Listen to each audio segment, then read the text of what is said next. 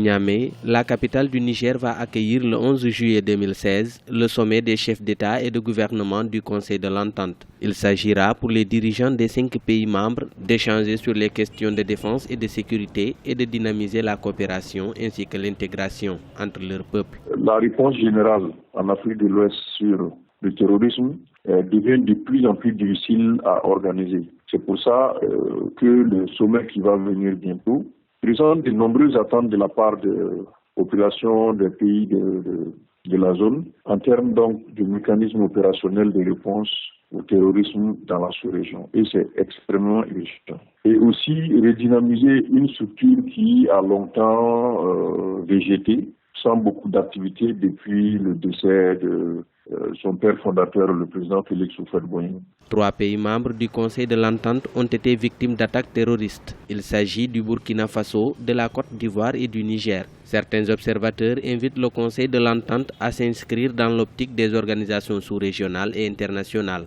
pour réussir sa croisade contre le terrorisme ainsi que l'intégration entre ces pays membres. La seule organisation avec qui le Conseil de l'Entente peut faire doublon, c'est plutôt le récent G5 Sahel qui regroupe effectivement des pays également confrontés directement au terrorisme. Alors, les chefs d'État vont avoir à réfléchir et à s'organiser. La redynamisation du Conseil de l'Entente va inclure donc la coopération avec les organisations et les institutions sous-régionales existantes, et également la coopération internationale d'une manière générale dans le cadre de la lutte contre le terrorisme. Le Conseil de l'Entente a été créé en 1959 à l'initiative de l'ancien président ivoirien Félix Houphouët-Boigny. Les pays membres sont le Bénin, le Burkina Faso, la Côte d'Ivoire, le Niger et le Togo. L'instance sous-régionale a entamé depuis 2 ans une renaissance à travers de profondes réformes qui feront d'elle un outil important au service de l'intégration des États membres